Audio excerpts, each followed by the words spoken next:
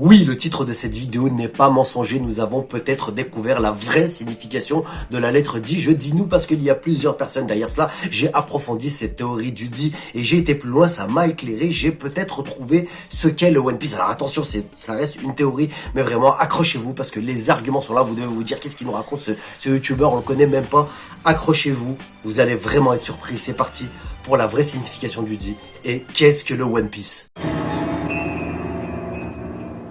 Alors dans cette théorie qui a beaucoup de sens, dans cette vidéo, ne vous attendez pas à un montage spectaculaire, etc. YouTube est assez casse-bonbon du côté des images, donc on va faire au plus simple. Ne vous inquiétez pas, ça va arriver tout doucement. Je vais pas tourner autour du pot 150 ans. Le D signifierait drum.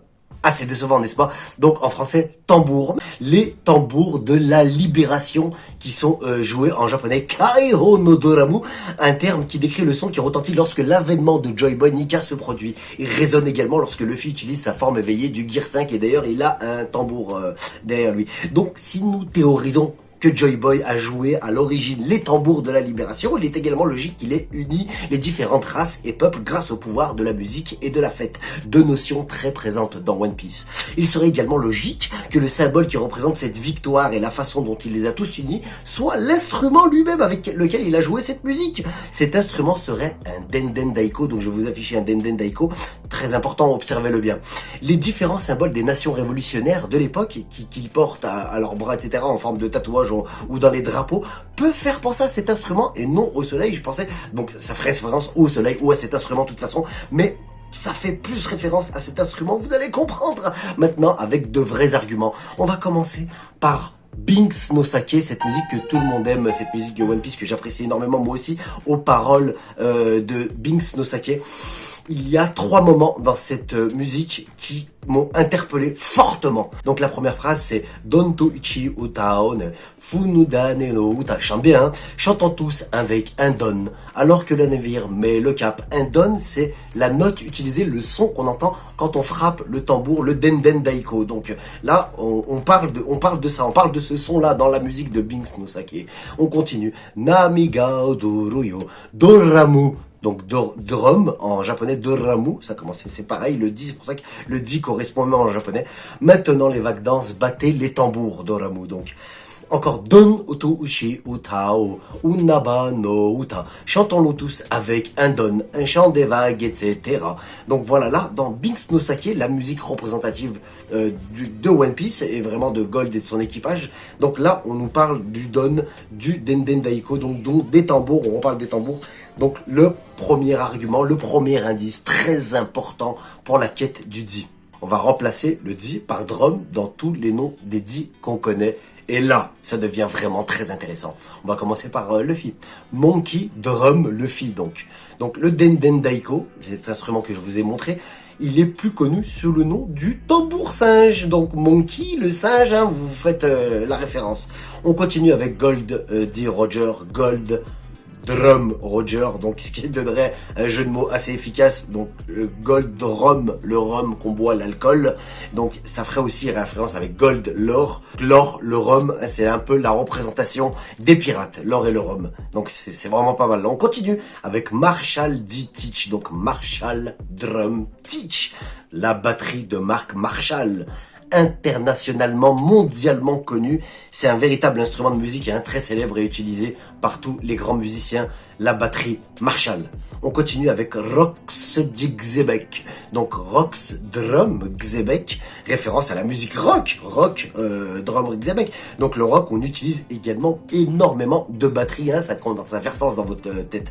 Trafalgar dit Waterloo. Alors là, ça se complique un peu. Donc Trafalgar, Drum, Waterloo.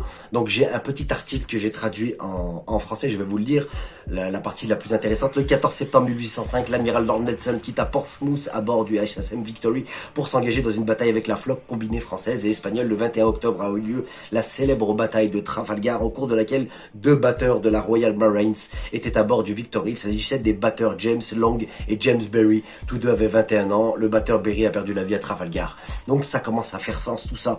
Aguard di Soro, vous savez le géant Saul, en français on prononce plus comme ça, mais son vrai nom c'est Soro, donc c'est facile. Le R en japonais se prononce L, donc ici ça donnerait un solo de batterie, hein. C'est très facile à comprendre. On continue avec Portegas di Ace, donc Portegas, drum, Ace, facile, un as de la batterie, hein. Le problème pour la suite, c'est que je n'ai pas trouvé les liens avec Portegas di Rouge, donc la maman de Ace, et la famille Nefertari. Je ne trouve aucun lien, peut-être avec la Darbuka. Donc reste à trouver ces liens avec Rouge et la famille Nefertari. Donc maintenant, passons au plus gros indice. Où apprend-on la première fois la volonté du Di dans One Piece? Ben, c'est sur l'île de Drum, tout simplement, l'île de Chopper et surtout du docteur Kureha. C'est la première personne à prononcer correctement le vrai nom du roi des pirates, Gold Roger. Parce qu'au début, on pense tous que c'est Gold Lord Roger. Donc, en fait, c'est Goldie Roger. C'est elle qui nous l'apprend. Elle a ensuite montré une certaine familiarité avec le testament de Di, ce qui a fait d'elle la première personne de la série à en parler. Et c'est sur l'île de Drum. C'est pas mal, hein? Allez, on continue, c'est pas fini. On continue maintenant avec la partie la plus intéressante. Donc qu'est-ce que le One Piece maintenant qu'on a fait le lien avec la signification peut-être éventuelle du Di en drum? Ce qui nous intéresse dans cette théorie, la conclusion que j'ai pu faire, donc c'est le One Piece. Le One Piece en français, ça veut dire un morceau. On est tous d'accord avec ça. Et si c'était tout simplement un morceau de musique? J'ai cherché en anglais pour voir si a piece of song, ça existait. Est-ce qu'on le dit en anglais, un morceau de musique, en anglais a piece of song? Et oui, on l'utilise, mais pas pour la musique avec du vocalise, avec des voix, mais plus pour la musique où il n'y a que des instruments, genre la musique classique. Donc la musique classique, ça s'appelle un morceau de musique, a piece of song. Donc là, on se rapproche peut-être de la vérité, pourquoi pas. Il est également théorisé par la librairie O'Hara, vous devez connaître ce youtubeur célèbre, et c'est un gros tweetos aussi, et d'autres, que la véritable rêve de Luffy est d'organiser la plus grande fête du monde. Et de quoi avons-nous besoin pour une grande fête? De la musique. C'est peut-être pour cela que Roger et son équipage ont éclaté de rire quand ils ont découvert le One Piece, parce qu'ils ont découvert tout simplement le One Piece était un morceau de musique, ou pourquoi pas le Denden Daiko, le tambour que je vous ai présenté en début de théorie. Donc pourquoi pas le One Piece, un morceau de musique qui ferait lien avec la signification du Di, avec les tambours de la libération, avec tout ce que je vous ai évoqué avant. C'est une fin, ça serait une fin quand même assez décevante, mais on pourrait quand même se dire que c'est beau, que ça réunit la fête, la musique, etc. Donc ça peut être une superbe fin quand même. Alors Roger et son équipage, ils ont peut-être pas pu aller plus loin parce que il fallait être la réincarnation de Joy Boy, donc de Nika.